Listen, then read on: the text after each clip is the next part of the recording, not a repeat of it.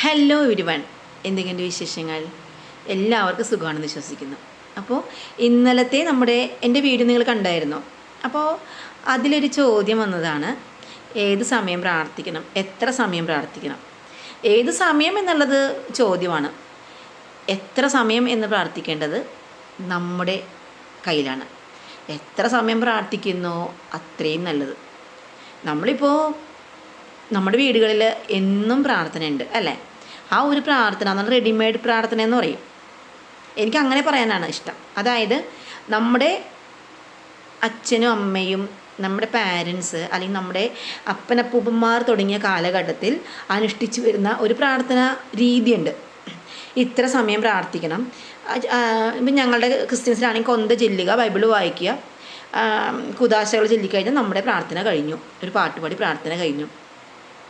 അത് നമ്മൾ by heart കാണാതെ അറിയാം. നമ്മൾ കൊച്ചിലെ മുതൽ ചെല്ലുന്ന കാര്യങ്ങൾ നമുക്ക് കാണാതെ അറിയാം. അതിങ്ങനെ കണ്ണടച്ചാലും ഉറക്കത്തിലും നമ്മുടെ ഉള്ളിൽ ഇത് ബൈ ഹാർട്ടാണ്, നമുക്കതറിയാം അല്ലേ? അതേസമയം നമുക്കൊരു കാര്യം വേണം.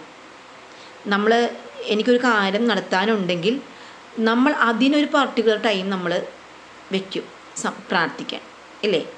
നമ്മൾ രാവിലെ എഴുന്നേൽക്കുമ്പോൾ ഏറ്റവും നല്ല സമയമാണ് രാവിലെ. ഒരു നെഗറ്റീവ് ചിന്തകളും കയറി വരാതെ, കാരണം നമ്മൾ ഫോണൊന്നും നോക്കാണ്ട് രാവിലെ എഴുന്നേൽക്കുന്ന ആ ഒരു ഫ്രഷ് മൈൻഡിൽ, ആ മൈൻഡുള്ള ആ ഒരു സമയം ദൈവത്തിന് കൊടുക്കുക. ആ ഒരു സമയത്ത് നമ്മുടെ കാര്യങ്ങൾ ദൈവത്തിനോട് പറയുക. അതാണ് ഏറ്റവും ഉചിതമായ സമയം, രാത്രി കിടക്കുമ്പോഴും. പിന്നെ നമ്മൾ ഉച്ചയ്ക്ക് ഒരു സമയം പറയുന്നത് 3 മണി സമയം. ഞങ്ങളുടെ ഇതിൽ 3 മണിക്ക് കർണക്കൊന്ത് ചെല്ലുക, വെളുപ്പിന് 5 മണിക്ക് എഴുന്നേറ്റ് ചെല്ലുക, വെളുപ്പിന് 3 മണിക്ക് എഴുന്നേറ്റ് ചെല്ലുക. ഈ 3 മണി 5 മണി എന്നുള്ളൊരു സമയമൊക്കെ ഇല്ലേ, അതൊരു ശരിക്കും പറഞ്ഞു കഴിഞ്ഞാൽ നമ്മുടെ ബൈബിളിലാണെങ്കിലും പിന്നെ നമ്മുടെ ബുക്കുകളിലൊക്കെ ആണെങ്കിലും പറഞ്ഞു വെക്കുന്ന ഒരു സമയമാണ് വെളുപ്പിന് 5 മണി 3 മണി. അതായത് അതിന് നമ്മുടെ ഉപബോധ മനസ്സ് പ്രവർത്തിക്കുന്ന ടൈമാണ് അതൊക്കെ. നമ്മുടെ സബ് കോൺഷ്യസ് മൈൻഡിലേക്ക് നമ്മൾ കൊടുക്കുന്ന മെസ്സേജസ് എന്താ പറയുക, അത് അതിനൊരു അതിനൊരു ഫലം കിട്ടുന്ന ഒരു ടൈമാണ് ഈ വെളുപ്പിന് 3 മണി 5 മണി, ഉച്ചയ്ക്ക് 3 മണി എന്ന ടൈം എന്നൊക്കെ പറഞ്ഞാൽ ആ ഒരു ടൈം, ആ ഒരു സമയം അങ്ങനെ വെച്ചേക്കുന്ന ടൈമാണ്. പിന്നെ നമ്മൾ പറയുന്നത് എത്ര സമയം പ്രാർത്ഥിക്കണം. ഞാൻ പറഞ്ഞു, എഴുതി വെച്ച് പ്രാർത്ഥിക്കുക. അപ്പോൾ ഡെയിലി നമ്മുടെ കാര്യം നമ്മൾ എന്തോരം എഴുതണം, എത്ര സമയം എഴുതണം, അല്ലെങ്കിൽ അത് ലെറ്ററായിട്ട് എഴുതണോ അത് വേർഡായിട്ട് എഴുതണോ? ഇപ്പോൾ ഒരു കാര്യം, എനിക്ക് ഇന്ന കാര്യം എനിക്ക് ഇപ്പോൾ അടുത്ത മാസത്തേക്ക് എനിക്കൊരു 50,000 രൂപ വേണം, അല്ലെങ്കിൽ അടുത്ത ആഴ്ചത്തേക്ക് എനിക്ക് 50,000 വേണം. അപ്പോൾ ദൈവം എനിക്കിത് എവിടെ നിന്ന് കിട്ടും, എനിക്ക് എവിടെ നിന്ന് ഇത് കിട്ടും? ഞാൻ ലോൺ എടുക്കണോ അല്ലെങ്കിൽ ഞാൻ ആരുടെങ്കിലും മേടിക്കണോ? ഞാൻ എങ്ങനെ ഇത് ഒപ്പിക്കും? നമ്മുടെ ഉള്ളിലൊരു കൺഫ്യൂഷനാണ്. എന്ത് ചെയ്യും ആദ്യമാണ് അയ്യോ. കാരണം നമ്മളൊരു സാധാരണ വ്യക്തിയാണെങ്കിൽ നമ്മൾ എന്ത് ചെയ്യും? നമ്മൾ പലരോടും കടം ഓൾറെഡി വാങ്ങിച്ചിട്ടുണ്ടാവും, നമുക്ക് ലോൺ ഉണ്ടാവും, നമ്മൾ മക്കൾ പഠിക്കുന്ന ലോൺ വേറെ ഉണ്ടാവും, നമ്മുടെ വീട് വെക്കാൻ ലോൺ വേറെ ഉണ്ടാവും, പേഴ്സണൽ ലോൺസ് വേറെ ഉണ്ടാവും, ആരുടെയും കടം വാങ്ങിച്ചിട്ടുണ്ടാവും. ഇതൊക്കെ നമ്മുടെ കയ്യിൽ ഓൾറെഡി ഉള്ളതാണ്. പിന്നെ നമുക്കൊരു 50,000 വേണം, കുഞ്ഞിൻ്റെ ഫീസ് അടയ്ക്കാനായിരിക്കും, വേറെ എന്തെങ്കിലും കാര്യത്തിനായിരിക്കും വേണം. അപ്പോൾ നമ്മൾ എഴുതി വെച്ച് പ്രാർത്ഥിക്കാം. അത് ആര്, എവിടെ നിന്ന്, എങ്ങനെ, അത് നമ്മൾ ചിന്തിക്കേണ്ട. ദൈവം നമുക്കൊരു തിങ്കിങ്, ഇൻറ്റ്യൂഷൻ എന്നൊക്കെ പറഞ്ഞ് നമുക്ക് തരും. നമ്മൾ എഴുതി വെക്കുക. നമ്മുടെ മിക്ക യൂട്യൂബ്സിലും 555 മെത്തേഡ്, അപ്പോൾ 111 മെത്തേഡ് എന്നൊക്കെ പറഞ്ഞാൽ ഓരോ മെത്തേഡ്സ് പറയുന്നുണ്ട് അല്ലേ? അതെന്താണെന്നറിയാമോ? 555 മെത്തേഡ് എന്ന് പറഞ്ഞാൽ 555 എന്ന് പറഞ്ഞാൽ ഒരു ഏഞ്ചൽ നമ്പറാണ്. 11 പ്രാവശ്യം 11 ദിവസം എഴുതുക എന്ന് പറയുന്നത് ഒരു ഏഞ്ചൽ നമ്പറാണ്. 1111, അതായത് ഒരു ഏഞ്ചൽ നമ്പറാണ്. 111 എന്നുള്ളത് ഒരു ഏഞ്ചൽ നമ്പറാണ്. ഏഞ്ചൽ നമ്പർ എന്താണെന്നറിയാമോ? അത് ഞാൻ അടുത്ത വീഡിയോ പറയാം കേട്ടോ. അപ്പോൾ ഈ 11 പ്രാവശ്യം എഴുതി വെക്കുക എന്ന് പറയുന്നത്, അത് നമ്മൾ ആ ഒരു 11 പ്രാവശ്യം, ഒരു ദിവസം ഒരു സമയം 11 പ്രാവശ്യം എഴുതുക. പിറ്റേ ദിവസം ആ സെയിം ടൈമിൽ നമ്മൾ 11 പ്രാവശ്യം എഴുതുക. അങ്ങനെ 11 ദിവസം റിപ്പീറ്റ് ചെയ്യുക. അങ്ങനെയുണ്ട്. 555 മെത്തേഡ് എന്ന് പറഞ്ഞാൽ 55 × 5, അതായത് ഒരു സമയം 55 പ്രാവശ്യം 5 ദിവസം എഴുതുക ഒരേ ടൈമിൽ തന്നെ. നമ്മൾ ചുമ്മാ നമ്മൾ മനസ്സിൽ വെച്ച് പറയണ പോലെ എനിക്ക് നാളെ 50,000 രൂപ കിട്ടി, എനിക്ക് നാളെ 50,000 രൂപ കിട്ടി, എനിക്ക് നാളെ 50,000 രൂപ കിട്ടി, അങ്ങനെ എഴുതരുത്.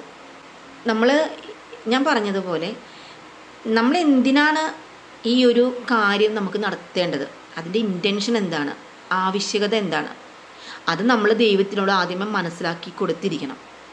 എങ്ങനെ മനസ്സിലാക്കി കൊടുക്കും? നമ്മൾ ദൈവത്തോട് സംസാരിക്കണം.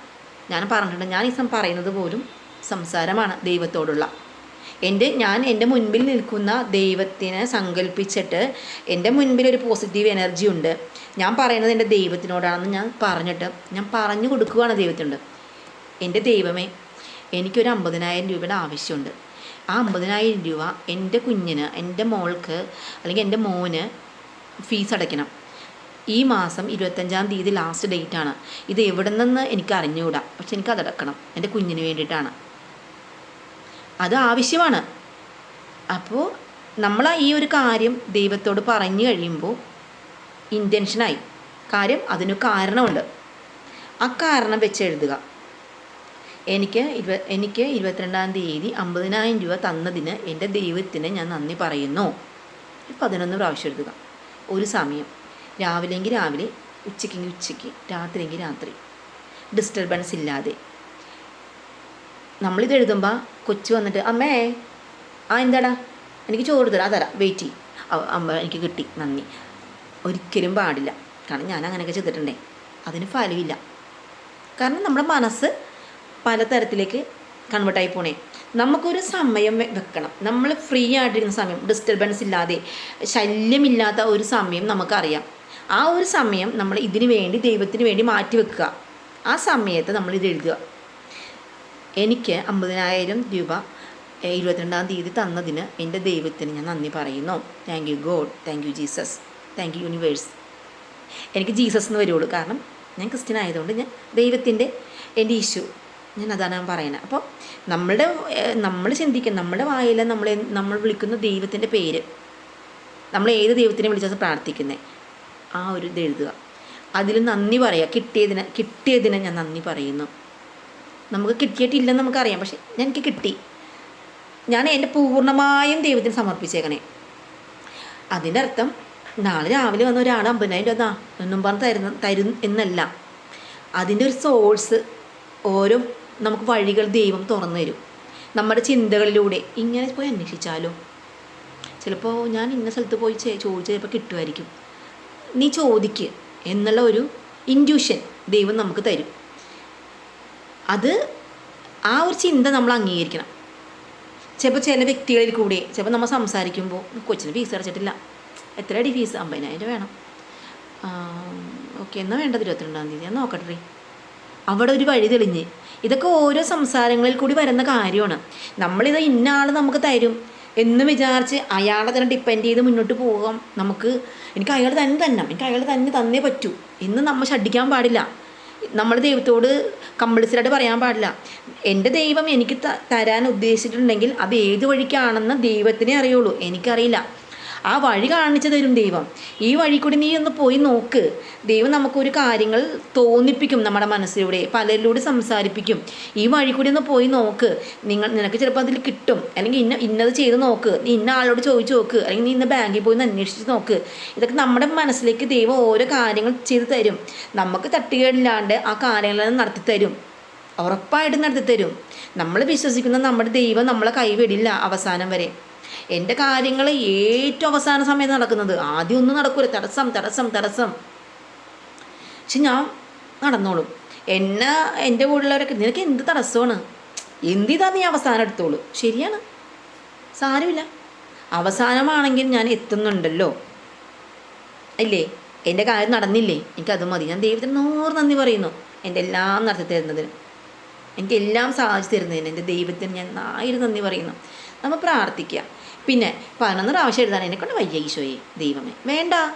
ഒരു പ്രാവശ്യം എഴുതി വെക്കുക. എനിക്ക് ഇന്ന സമയത്ത് 50,000 രൂപ കിട്ടി, അല്ലെങ്കിൽ എനിക്ക് ഇന്ന സ്ഥലത്ത് എൻ്റെ ഇൻ്റർവ്യൂ പാസ്സായി, എനിക്ക് ജോലി കിട്ടി, എൻ്റെ കുഞ്ഞിന് അഡ്മിഷൻ ലഭിച്ചിരിക്കുന്നു. എഴുതി വെക്കുക ഒരു പ്രാവശ്യം. ആ ഒരു പ്രാവശ്യം എഴുതുമ്പോൾ അത്രയും ആത്മാർത്ഥമായിട്ട് നമ്മൾ എഴുതുക. മനസ്സിൽ വിശ്വസിച്ച് ആർക്കാണ്ടും വേണ്ടി ഓക്കാനിക്കുന്ന പോലെ എഴുതി വെക്കരുത്. ഏറ്റവും എഴുതി വെക്കുക, ഏറ്റവും പവർഫുള്ളായിട്ട് നമ്മൾ എഴുതി വെക്കാം. മനസ്സ് സമർപ്പിച്ച് എഴുതുക. ഞാൻ ചില സമയത്തൊക്കെ എൻ്റെ കാര്യം ഞാൻ പറയണ്ടോ, ചില സമയത്തൊക്കെ ഉറക്കം തൂങ്ങിയൊക്കെ എഴുതി വെക്കും. അയ്യോ ഞാൻ ഇന്ന് എഴുതിയില്ലല്ലോ, അതിനൊന്നും ഫലമില്ല കേട്ടോ, അതെനിക്കറിയാം. എന്നാലും നമ്മൾ എഴുതി വെക്കും. പക്ഷേ നമ്മൾ ആലോചിച്ച് ദൈവത്തിന് സമർപ്പിച്ച് വെച്ച് ദൈവത്തോട് ആലോചന ചോദിച്ച് നമ്മൾ എഴുതി വെക്കണേ. ദൈവം എനിക്ക് നടത്തി തരും. നന്ദി മഹാപ്രപഞ്ചമേ, നന്ദി ദൈവമേ, നന്ദി. എഴുതി വെക്കുക. ഒരു പ്രാവശ്യം നമ്മുടെ ആവശ്യങ്ങളെല്ലാം എഴുതി വെക്കുക. ഏറ്റവും ഇമ്പോർട്ടൻ്റായ ആവശ്യത്തിന് വേണ്ടി പ്രാർത്ഥിക്കുക, സമർപ്പിക്കുക. അതിനുവേണ്ടി ഒരു പ്രാർത്ഥന നമ്മൾ ക്രിയേറ്റ് ചെയ്താൽ പോലും ഏറ്റവും നല്ലതാണ്. എൻ്റെ സർവശക്തനായ ദൈവമേ, അങ്ങ് തന്ന എല്ലാ നന്മകൾക്കും ഞാൻ നന്ദി പറയുന്നു. എൻ്റെ ഈ ഒരു കാര്യം എനിക്ക് നടത്തി തന്നതിന് ഞാൻ അങ്ങേക്ക് നന്ദി പറയുന്നു. ഞാൻ അതിൽ വളരെയേറെ സന്തോഷവാനാണ്. എൻ്റെ ജീവിതം ഇത്രയും സന്തോഷകരമായി മുന്നോട്ട് നടത്തിയ എൻ്റെ ദൈവത്തിന് ഞാൻ 1000 നന്ദി പറയുന്നു. ഞാൻ ഈ ജീവിതകാലം മുഴുവനും ഒരു അപകടങ്ങളും കൂടാതെ വന്ന അപകടങ്ങളിൽ നിന്നെല്ലാം സംരക്ഷിച്ച് എല്ലാത്തിൽ നിന്ന് കൈപിടിച്ചുയർത്തി എൻ്റെ ജീവിതം ഇവിടം വരെ എത്തിച്ചതിന് എൻ്റെ ദൈവത്തിനും നന്ദി പറയുന്നു. നന്ദി പറയുക. ജീവിതത്തിൽ പല വിഷമങ്ങളും സങ്കടങ്ങളും ഉണ്ടായിട്ടുണ്ട്. പക്ഷേ അത് ഒന്ന് ചീഞ്ഞ മറ്റൊന്നിന് വളമാകുന്നു എന്ന് പറയുന്ന പോലെ അത് അടുത്ത സന്തോഷത്തിലേക്ക് നമുക്ക് വഴിതെളിക്കും. എല്ലാം നന്നായിട്ട് ചിന്തിക്കുക, നന്നായിട്ട് പ്രവർത്തിക്കുക, ദൈവത്തിന് നന്ദി പറഞ്ഞ് ജീവിക്കുക. എല്ലാം നന്നായിട്ട് വരട്ടെ.